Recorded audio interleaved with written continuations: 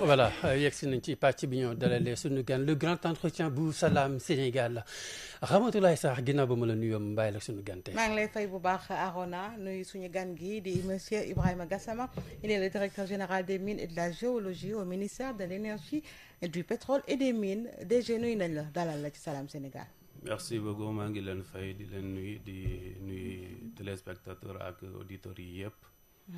mi ngoog li waral woote mi nag du dara lu dul bëgg xool li nga xamante ni tey mooy tolluwaayu li ñu yor ci ay ressources ku ko wax nag wax ci surtout wàllu mine yi xam nañu Sénégal li nga xamante ni moo di ay ressources am ci wàllu mine et tout ça ñu génn également ci 8e salon boo xamante ni dañ ko jagle woon salon international des mines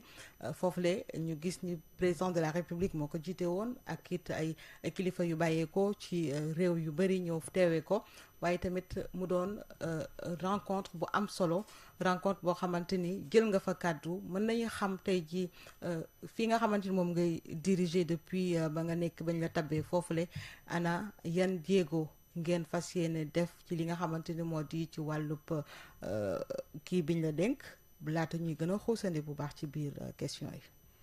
merci beaucoup Ramatoulaye merci pour question boobu. Depuis juste sama nomination au mois d'août 2024 sur instruction donc du ministre de l'énergie, du pétrole et des mines et de l'impulsion de son excellence le président de la République, la direction générale des mines et de la géologie, parce que nouvelle structuration là au sein du ministère de l'énergie, du pétrole et des mines, dañoo jël donc vraiment l'initiative d'abord de def benn programme de restauration de redressement d'assainissement donc du secteur minier. Okay. Parce que comme li nga waxee le secteur minier représente énormément de choses pour le référentiel, le mode de politique de gouvernance tey parce que benn moteur la secteur minier ak secteur donc pétrolier gazier mooy le secteur extractif dafa nekk un moteur bi nga xamante ne moom mooy war a booster l'économie endogène nationale. Donc ñun dañoo xool ni il nous faut d'abord permettre d'abord une bonne gouvernance boobu day tax d'abord qu'il y ait la transparence loolu moo tax dès les premières heures dañoo fas yéene depuis le mois de novembre passé ñu def benn audit interne bi nga xamante ne dañoo saytu mode wala procédure bi nga xamante ne foofu lañ jaar pour ñu joxe titre minier yi ñu xool lan moo manqué ci procédure boobu manquement yi nekk foofu parce que dañoo am charte loi ak règlement yi nga xamante ni ñoom ñoo tonk secteur minier bi ñu xool ko ñoo gis ni 94% instant boobu mois de novembre passé méngoowul ak yoon bi sur 94% sur les 513 titres miniers actifs bu nekkoon ci suñu base de données instant boobu 481 méngoowul ak yoon bi c'est-à-dire loolu lu mu wone bu ñu appliquer la loi dans toute sa rigueur 480 titres dinañ génne ci secteur minier bi loolu ñu continuer di liggéey ci loolu parce que monsieur le ministre dafa tegoon benn comité technique scientifique administratif juridique bi nga xamante ne ñoom ñooy seetu vingtaine de personnes bépp demande bu ñëwee dinañ ko projeté ñun ñëpp ñu toog ñu xool lan moo manqué ci procédure bi parce que décret bi ak loi bi tënk na ko ñu xool ni est-ce que dossier bi dafa recevable wala du recevable résultat yooyu dafa ñu interpeller ñu ne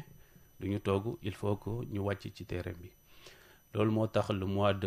d'avril le 6 avril man ak équipe yi yëpp tous les directeurs les directrices les conseillers techniques le bureau le cabinet du ministre ñu wàccee ci terrain bi ñu def les 14 régions du Sénégal ñu xool visiter tous les sites ci loolu 4 mois lañ def du 6 avril au 6 août def nañu les 14 régions du Sénégal di seet fépp fi nga xamante ne am na exploitation nga am autorisation wala nga ñàkk am autorisation ñu xool ñu waxtaan ak yow manquement yi nekk foofu wala fekke yow yaa ngi respecter donc les normes ñu jël loolu yëpp visité nañ 848 sites à travers les 14 régions du Sénégal ci 848 sites yooyu 620 kese mooy titres yi nga xamante ne jox nañ ko depuis 1959. mooy ñu dëppoo ak yoon tamit. du question 620 yooyu. oui. administration moo leen joxe. d'accord c'est-à-dire ñoom am nañ kayit. waaw. bokk na ci ñoom 275 bi nga xamante ne depuis ñu leen joxe kayit yi dañoo toog liggéeyuñu defuñu dara. loolu lu mu wone am na spéculation ci secteur minier bi.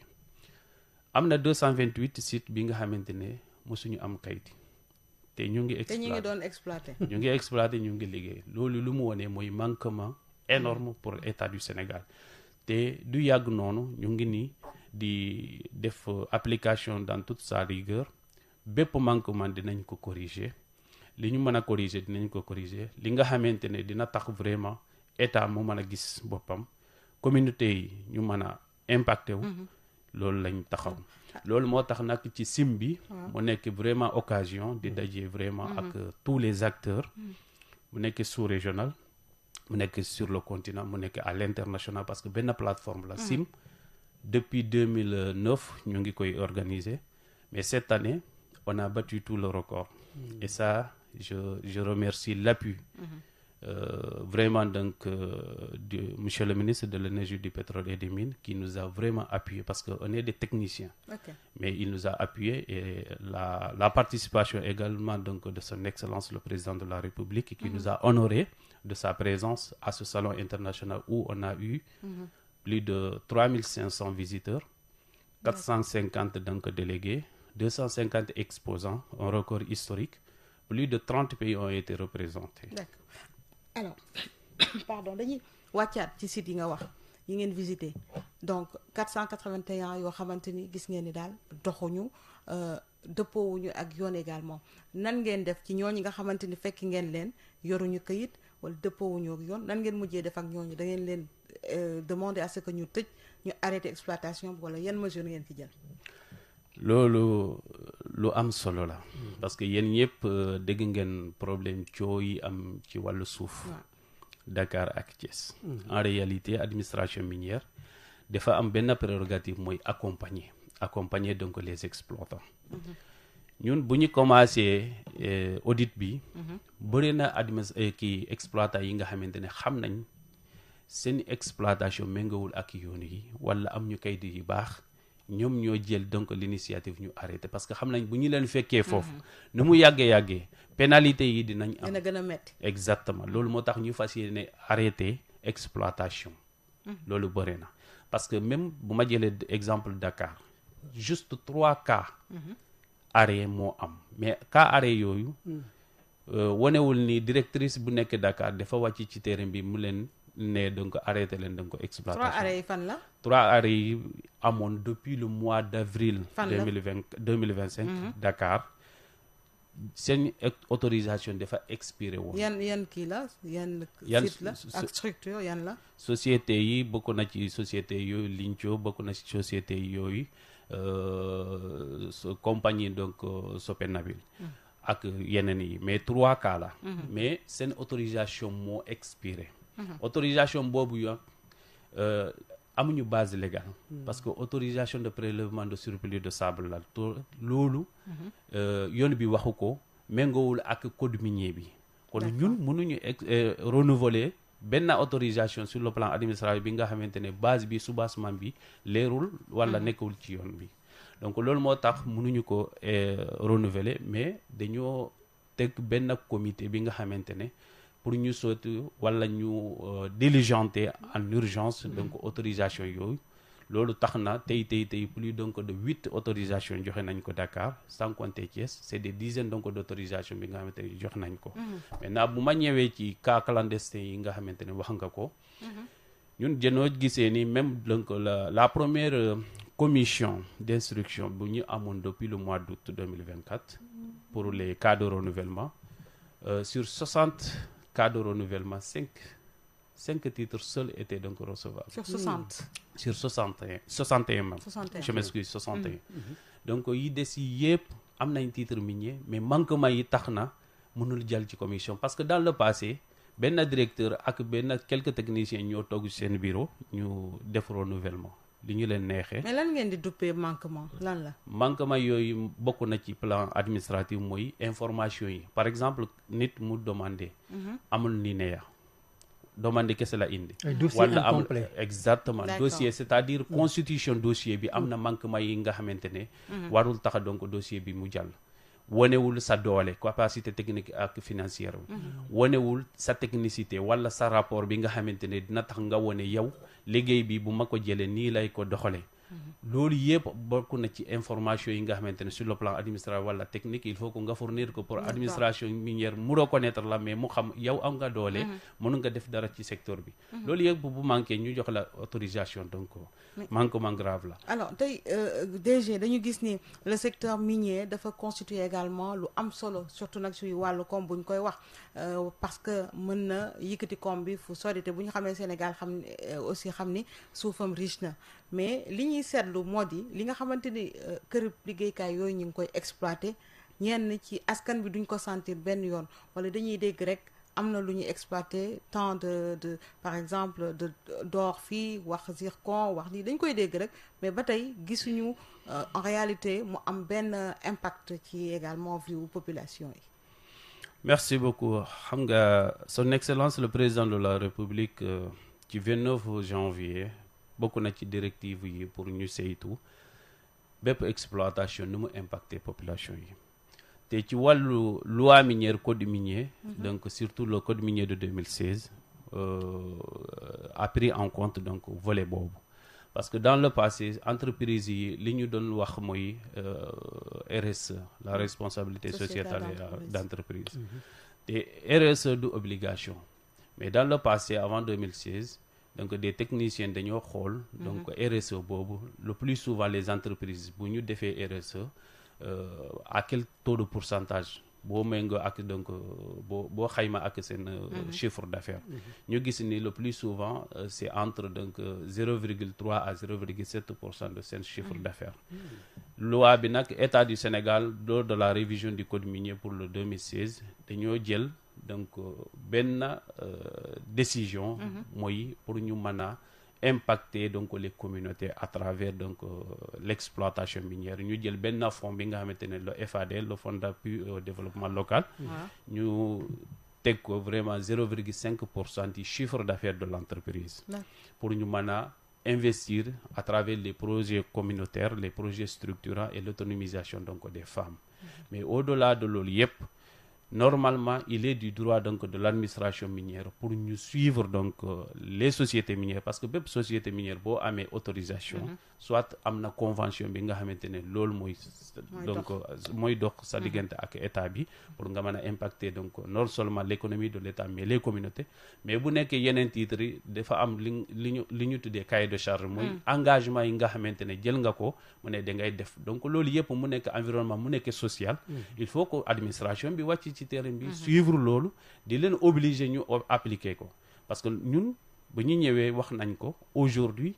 bépp exploitant boo amee sa titre minier sa obligation boo ko deful boo ñëwaat pour ñu renouveler la dinañ wàcc ci terrain bi ñu saytu est-ce que li nga waxoon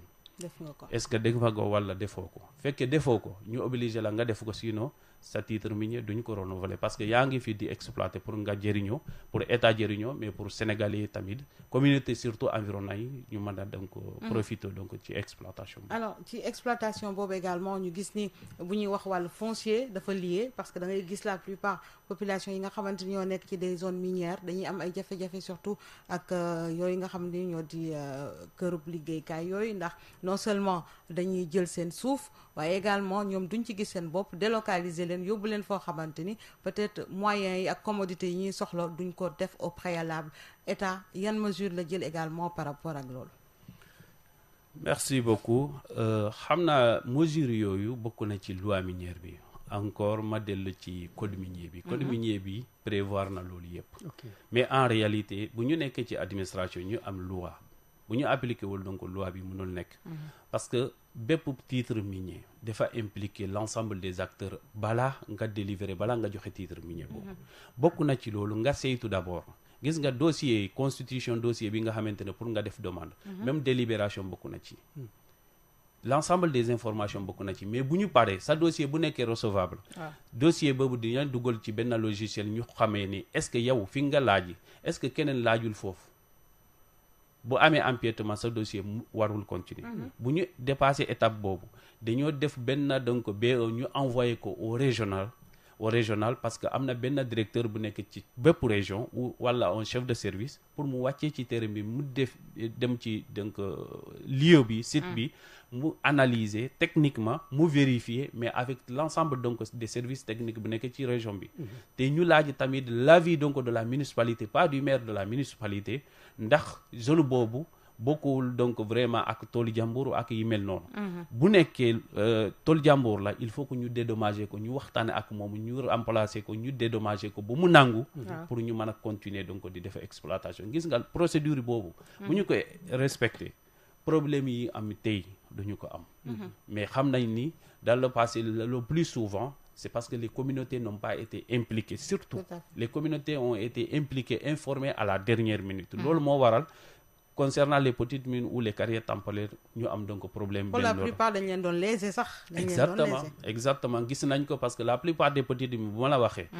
pourtant petite mine dañoo ne pour nga joxe ko il faut que nga def étude d'impact environnemental et social gis nga étude d'impact environnemental et social boobu boo ko defee balaa nga valider forcément il faut que nga impliquer les communautés nga def audience publique ak yi mel noonu mais dañoo gisee ni dans le passé on donnait donc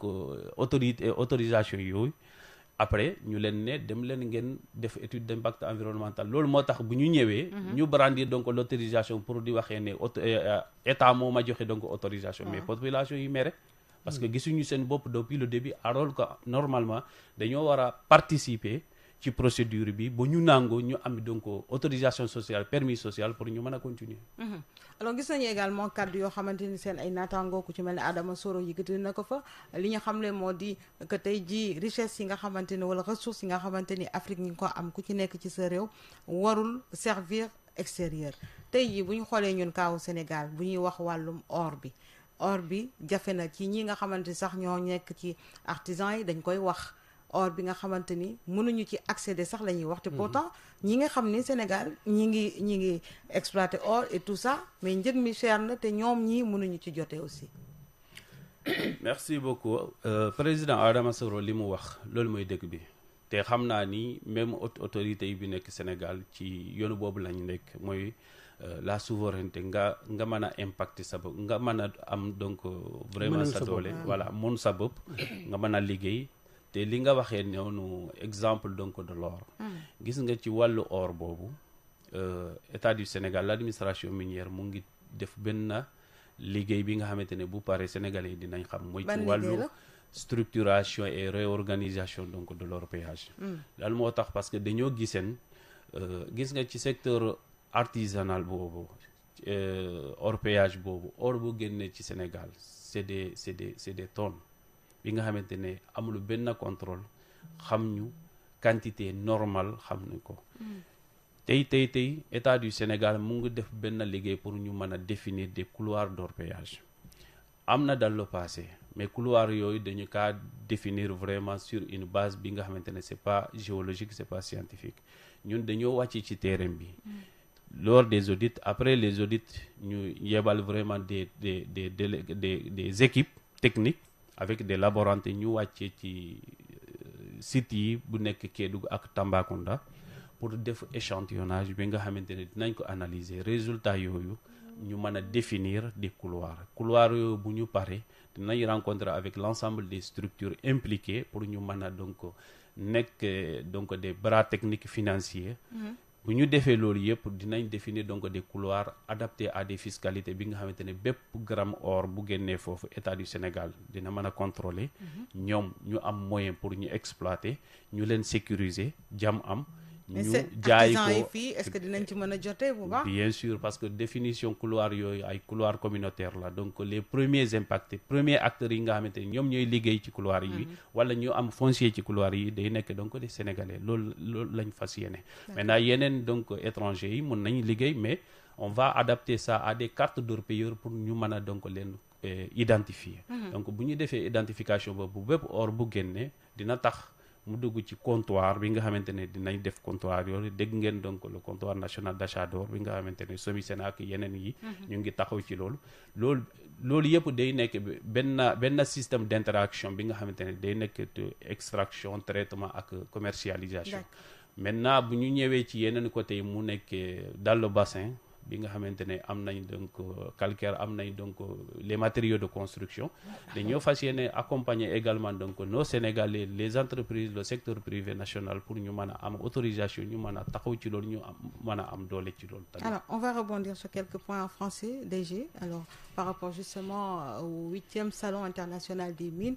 pouvez-vous revenir en résumé sur les conclusions qui ont été tirées de cette rencontre internationale? De très belles conclusions. Ce salon a battu tout le record. Durant ce salon, une plateforme d'échange entre les différents acteurs, les partenaires techniques et financiers. On a eu la visite de plus de 3500 visiteurs, mais également 450 délégués, 250 exposants. Plus de 30 pays ont été représentés. Depuis 2009, on organise le Salon international des mines. Mais cette année, ça a battu tout le record. Et cela est dû à un certain nombre donc, de facteurs, notamment la confiance que les autres autorités donc, aujourd'hui montrent. Mais au-delà de ça, la politique de transparence et de bonne gouvernance que nous sommes en train donc, de mettre en œuvre à travers nos audits. Parce que les investisseurs savent que lorsqu'il y a la transparence, c'est un investissement donc, est sécurisé. Alors, vous l'avez dit tantôt, une descente sur les différents sites, des descentes, je dirais, vous ont permis justement de vous rendre compte qu'il y a beaucoup d'exploitants qui ne sont pas en règle. Aujourd'hui, quelles sont les mesures que vous avez prises par rapport à cela? On a voulu donc prendre des mesures d'accompagnement. Et combien sont-ils au total? Les sites clandestins qu'on a recensés lors de nos missions d'audit physique pendant les 4 mois, du 6 avril au 6 août, tournent autour de 221. Ces 221 sites aujourd'hui exploitent sans autorisation. Et l'État a pris la résolution de les accompagner. Comment les accompagner? Il y avait d'abord, avant cela, des demandes de renouvellement dont je disais 61, 5 seulement étaient recevables. Quand on leur notifiait, l'exploitation allait s'arrêter. Et ça allait impacter donc l'emploi. Et il a fallu que M. le ministre de l'Énergie, du Pétrole et des Mines rencontre les autres autorités pour nous en une période de régularisation. Période de régularisation, c'est son Excellence, le président de la République du Sénégal, le Premier ministre Ousmane Sonko, qui ont donné 60 jours, 2 mois donc pour accompagner ces gens-là. Parce que quelqu'un qui a déjà un titre minier, c'est un droit acquis. Dès que tu le notifies, donc son emploi, donc son travail va s'arrêter. Et quand on le fait, il y aura un impact négatif. Les gens ne vont pas comprendre. Donc ils ont pris la résolution donc, de les accompagner, de leur permettre de revenir, constituer un dossier complet que nous allons instruire pour leur délivrer l'autorisation. Au-delà de ça, maintenant, durant cette même période, ceux qui n'ont pas d'autorisation et qui exploitent, on leur demande de venir donc se conformer à la loi, déposer donc un dossier. Et maintenant, au sortir donc de ces 2 mois de régularisation de période de grâce, quiconque ne vient pas, ne s'acquitte pas, ne se conforme pas, nous allons considérer qu'en réalité, la personne ne veut pas se conformer à la loi. Et la toute dernière question, l'or coûte cher au Sénégal quand on sait qu'il y a beaucoup de sites et les artisans n'arrivent pas à accéder justement disons, à la matière première. Qu'est-ce qu'il faut faire pour un peu les aider? Ce qu'il faut faire, c'est mettre les conditions pour que ces mêmes personnes travaillent, deviennent autonomes. Et c'est ce qu'on est en train de faire aujourd'hui. On a pris l'initiative de descendre sur le terrain, de faire des échantillonnages pour définir des couloirs d'orpaillage. Ce comité interne donc, a été mis en place depuis le mois de février passé. On y travaille à travers donc, les 2 régions du sud-est, Kédougou, Tambacounda. On est en train de travailler. On a déjà finaliser la partie échantillonnage, dont les résultats donc, seront communiqués. Autour donc, de ces zones seront définis des couloirs communautaires qui seront adossé vraiment à une réglementation conforme qui s'aligne à la réglementation donc, du secteur minier, avec une fiscalité, mais également une mise en relation avec les partenaires techniques et financiers nationaux qui sont là, ou multinationaux qui sont là, pour leur permettre d'avoir les moyens. Vous savez, aujourd'hui, l'exploitation demande donc des moyens. Il te faut avoir donc des moyens financiers et techniques pour faire donc l'exploitation. On ne veut pas leur laisser, parce que la vision que nous avons de l'orpaillage aujourd'hui, c'est que d'ici quelques années, que les heures payeurs deviennent donc des semi-mécanisés, semi-industriels, et que les semi-industriels deviennent des petites mines, et les petites mines, pourquoi ne pas se positionner donc dans le secteur minier pour être un acteur national et de la sous-région. Donc tout ceci, il faut un encadrement, un suivi, et l'administration y travaille. Merci beaucoup, monsieur le directeur général des mines et de la géologie, monsieur Ibrahima Gassama. Salam Sénégal vous remercie. Je vous remercie. Merci beaucoup jërëjëf merci Ramatoulaye li ñu waxtaan ak sunu gan gi nag dañuy may Seydina Alioune Diop toogu bi mu bi leen bu mu jokkoo bi ngir mën ci réagir Salam Sénégal incha allah suba naa dellu si. Salam alaikum Sénégal ngi maaleykum salaam Sénégal ngi nanga def sawa Sénégal ngi maa ngi fi c'est ça Sénégal ngi. Radio Sénégal International 92.5 FM.